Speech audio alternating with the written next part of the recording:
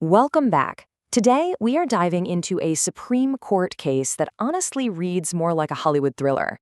We're talking stolen identity, a tangled web of lies, and a story that gets right to the very core of what it means to be a lawyer. Seriously, just think about that for a second. This isn't some made-up scenario. This is the absolutely bizarre but 100% true story that came out of a Supreme Court case, exposing a shocking deception right in the heart of the legal profession. So, here's our roadmap for today. We're going to follow this case from the very first deception all the way to the final, sweeping judgment from the court. Okay, so this whole incredible story kicks off with a formal complaint.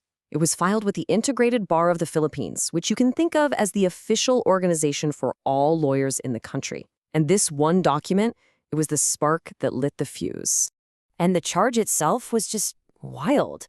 The person filing the complaint claimed that the man everybody knew as attorney Patrick A. Caronan was a complete imposter. And the real Patrick Caronan, well, he was working as a store manager at a 7-Eleven. You can't make this stuff up.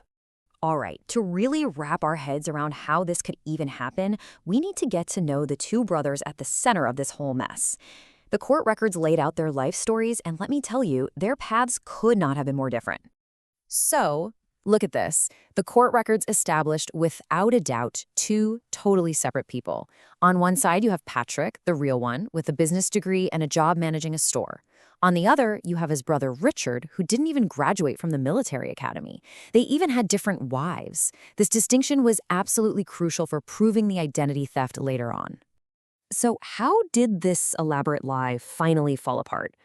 Well, what started as quiet family rumors eventually exploded into a national scandal that pulled in the National Bureau of Investigation, the NBI, which is basically the Philippines version of the FBI.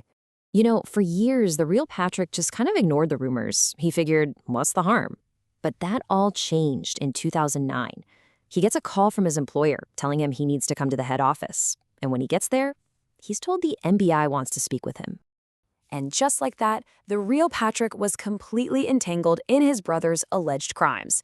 He had to show up at the NBI's anti-fraud division to literally prove who he was and try to separate himself from the absolute mess his brother had created using his name. And the consequences for the innocent brother? They were just devastating. We're not talking about a small inconvenience here. His entire life got turned upside down. He started getting harassed by people his brother had supposedly wronged. He became the subject of gossip at work. He started to fear for his own safety. And in the end, he was forced to resign from the job he'd held for years. So, presented with these unbelievable facts, the Integrated Bar and ultimately the Supreme Court had to figure out the main issues.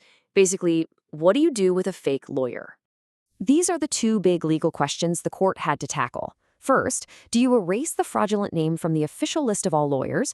And second, what about the guy who did it? Should Richard Caronan ever be allowed to become a lawyer for real? Well, the court's ruling was incredibly clear and decisive. It found that the complainant, the real Patrick, had proven his case with what the court itself called clear and overwhelming evidence. There was just no doubt. So the court's reasoning, or what lawyers call the ratio decidendi, was built on this undeniable trail of evidence. You had different marriage certificates, you had photos from a police file that were a perfect match to the fake lawyer's IBP photos, and of course the big one, Richard never even had the college degree required to get into law school in the first place. The evidence was just rock solid. But the court didn't just stop at the fraud. It used this shocking case to really hammer home a foundational doctrine of the legal profession, the absolute, non-negotiable requirement of good moral character.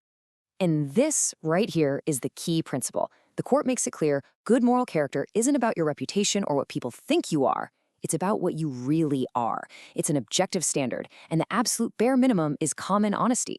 And here's where the court applies that principle directly to Richard. It ruled that his actions, stealing his own brother's identity and life, were a profound display of dishonesty. It proved he had a complete and utter lack of the moral fitness required to ever be a lawyer. So the final judgment was severe and absolute. The fake name, Patrick A. Caronan, was struck from the official list of lawyers. Richard was permanently banned not only from practicing law, but from ever even applying to become a lawyer. All his credentials were revoked. And in a huge move to protect the public, a warning with his real name and photo was ordered to be posted in all courts. It really leaves you with a big question, doesn't it? The law demands this intense level of honesty because lawyers hold people's lives, liberty, and property in their hands. But how many other jobs out there should be held to that same exact uncompromising standard? This case isn't just about one fake lawyer. It's a powerful reminder of what's really at stake when we place our trust in professionals.